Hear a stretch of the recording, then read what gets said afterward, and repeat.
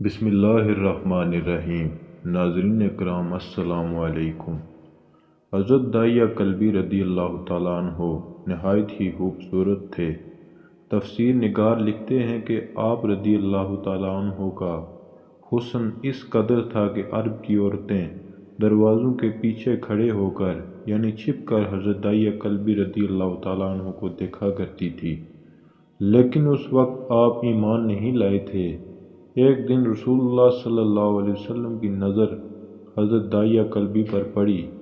آپ صلی اللہ علیہ وسلم نے حضرت داعیہ کلبی کے چہرے کو دیکھا کہ اتنا حسین نوجوان ہے۔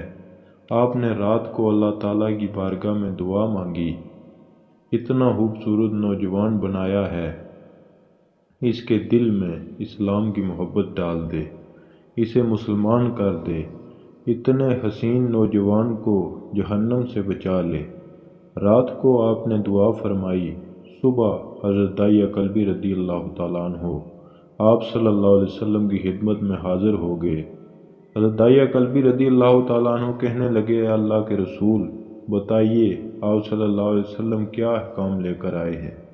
آپ صلی اللہ علیہ وسلم نے فرمایا، میں اللہ کا رسول ہوں اور اللہ واحد ہے، اس کا کوئی شریک نہیں۔ پھر توحید اور رسالت کے بارے میں حضرت داعیہ کلبی کو بتایا۔ حضرت داعیہ کلبی نے کہا، اللہ کے نبی، میں مسلمان تو ہو جاؤں لیکن ایک بات کا ہر وقت ڈر لگا رہتا ہے۔ ایک گناہ میں نے ایسا کیا ہے کہ آپ کا اللہ مجھے کبھی معاف نہیں کرے گا۔ آپ صلی اللہ علیہ وسلم نے فرمایا، اے داعیہ بتا تو نے کیسا گناہ کیا ہے؟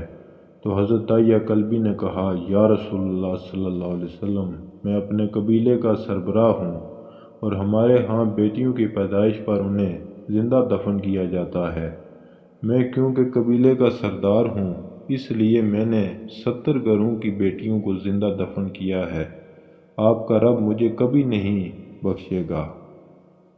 اسی وقت حضرت جبریل امین حاضر ہوئے اور کہا، یا رسول اللہ صلی اللہ علیہ وسلم سلام کہتا ہے اور فرماتا ہے کہ اسے کہیں اب تک جو ہو گیا وہ ہو گیا، اس کے بعد ایسا گناہ کبھی نہ کرنا، ہم نے معاف کر دیا۔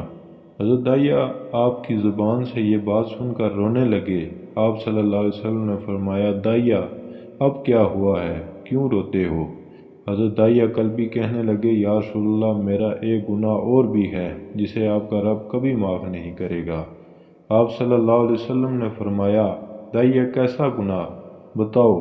حضرت داعیہ کلبی فرمانے لگے، یا رسول اللہ، میری بیوی حاملہ تھی اور مجھے کسی کام کی غرض سے دوسرے ملک جانا تھا۔ میں نے جاتے ہوئے بیوی کو کہا کہ اگر بیٹا ہوا تو اس کی پرورش کرنا اور اگر بیٹی ہوئی تو اسے زندہ دفن کر دینا۔ داعیہ روتے جا رہے ہیں اور واقعہ سناتے جا رہے ہیں۔ میں واپس بہت عرصے بعد گھر آیا تو میں نے دروازے پر دستک دی۔ اتنے میں ایک چھوٹی سی بچی نے دروازہ کھولا اور پوچھا، کون؟ میں نے کہا، تم کون ہو؟ تو وہ بچی بولی، میں اس گھر کے مالک کی بیٹی ہوں، آپ کون ہیں؟ داعیہ فرمانے لگے، یا رسول اللہ صلی اللہ علیہ وسلم، میرے منہ سے نکل گیا، اگر تم بیٹی ہو اس گھر کے مالک کی تو میں مالک ہوں اس گھر کا۔ یا رسول اللہ، میرے منہ سے یہ بات نکلنے کی دیر تھی کہ چھوٹی سی اس بچی نے میری ٹانگوں سے مجھے پکڑ لیا اور بولنے لگی، بابا آپ کہاں چلے گئے تھے؟ بابا میں کس دن سے آپ کا انتظار کر رہی ہوں۔ حضرت داعیہ کلبی روتے جا رہے ہیں اور فرماتے جا رہے ہیں، اے اللہ کے نبی صلی اللہ علیہ وسلم، میں نے بیٹی کو دھکا دیا اور جا کر بیوی سے پوچھا، یہ بچی کون ہے؟ بیوی رونے لگ گئی اور کہنے لگی، داعیہ یہ تمہاری بیٹی ہے۔ یا رسول اللہ صلی اللہ علیہ وسلم، مجھے ذرا ترس نہ آیا۔ میں نے سوچا میں قبیلے کا سردار ہوں، اگر اپنی بیٹی کو دفن نہ کیا تو لوگ کہیں گے ہماری بیٹیوں کو دفن کرتا رہا اور اپنی بیٹی سے پیار کرتا ہے۔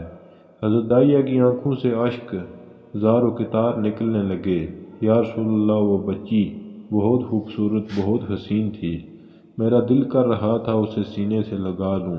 پھر سوچتا تھا کہیں لوگ بعد میں یہ باتیں نہ کہیں کہ اپنی بیٹی کی باری آئی تو اسے زندہ دفن کیوں نہیں کیا۔ میں گھر سے بیٹی کو تیار کروا کر نکلا تو بیوی نے میرے پاؤں پکڑ لیے۔ دائیا نہ مارنا اسے، دائیا یہ تمہاری بیٹی ہے، ماں تو آخر ماں ہوتی ہے۔ میں نے بیوی کو پیچھے دھکا دیا اور بچی کو لے کر چل پڑا۔ رستے میں میری بیٹی نے کہا، بابا مجھے نانی کے گھر لے کر جا رہے ہو؟ بابا کیا مجھے کھلونے لے کر دینے جا رہے ہو؟ بابا ہم کہاں جا رہے ہیں؟ دائیا قلبی فرماتے ہیں اور روتے جاتے ہیں اور واقعہ سناتے جا رہے ہیں۔ یا رسول اللہ، میں بچی کے سوالوں کو جواب ہی نہیں دیتا تھا۔ وہ پوچھتی جا رہی ہے، بابا کدھر چلے گئے تھے؟ کبھی میرا منہ چومتی ہے، کبھی بازو گردن کے اوپر گرد کر دے دیتی ہے، لیکن میں کچھ نہیں بولتا۔ ایک مقام پر جا کر میں نے اسے بٹھا دیا اور خود اس کی قبر کھودنے لگ گیا۔ آقا کریم صلی اللہ علیہ وسلم دائیا کی زبان سے واقعہ سنتے جا رہے ہیں اور روتے جا رہے ہیں۔ میری بیٹی نے جب دیکھا کہ میرا باپ دھوپ میں سخت کام کر رہا ہے تو اٹھ کر میرے پاس آئی اور گلے میں جو چھوٹا سا دوپٹہ تھا وہ اتار کر میرے چہرے سے ریت صاف کرتے ہوئے کہتی ہے، بابا دھوپ میں کیوں کام کر رہے ہو؟ چھاؤں میں آ جائیں۔ بابا یہ کیوں کھود رہے ہیں اس جگہ؟ بابا گرمی ہے، چھاؤں میں آ جائیں۔ اور ساتھ ساتھ میرا پسینہ اور مٹی صاف کرتی جا رہی ہے۔ لیکن مجھے ترس نہ آیا۔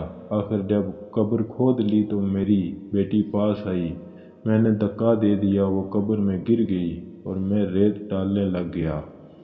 بچی ریت میں سے روتی ہوئی اپنے چھوٹے چھوٹے ہاتھ میرے سامنے جوڑ کر کہنے لگی، بابا میں نہیں لیتی کھلونے، بابا میں نہیں جاتی نانی کے گھر، بابا میری شکل پسند نہیں آئی تو میں کبھی نہیں آتی آپ کے سامنے، بابا مجھے ایسے نہ ماریں۔ یا رسول اللہ صلی اللہ علیہ وسلم، میں ریت ڈالتا گیا۔ مجھے اس کی باتیں سن کر بہت ترس نہیں آیا۔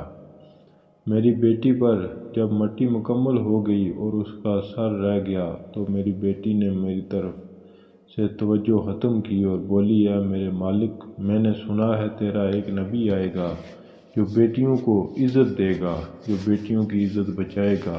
اے اللہ وہ نبی بھیج دے، بیٹیاں مر رہی ہیں۔ پھر میں نے اسے ریت میں دفنا دیا۔ حضرت دائیا کلبی واقعہ سناتے ہوئے بے انتہا روئے۔ یہ واقعہ جب بتا دیا تو دیکھا آپ صلی اللہ علیہ وسلم اتنا رو رہے ہیں کہ آپ صلی اللہ علیہ وسلم کی داڑھی مبارک آنسوں سے گیلی ہو گئی۔ آپ صلی اللہ علیہ وسلم نے فرمایا، دائیا ذرا پھر سے اپنی بیٹی کا واقعہ سناؤ، اس بیٹی کا واقعہ سناؤ جو مجھ محمد صلی اللہ علیہ وسلم کے انتظار میں دنیا سے چلی گئی۔ آپ صلی اللہ علیہ وسلم نے 3 دفعہ یہ واقعہ سنا اور اتنا روئے کہ آپ کو دیکھ کر صحابہ کرام رونے لگ گئے اور کہنے لگے، اے دائیا کیوں رلاتا ہے ہمارے آقا کو، ہم سے برداشت نہیں ہو رہا۔ آپ صلی اللہ علیہ وسلم نے حضرت دائیا سے 3 بار واقعہ سنا تو حضرت دائیا کی رو رو کر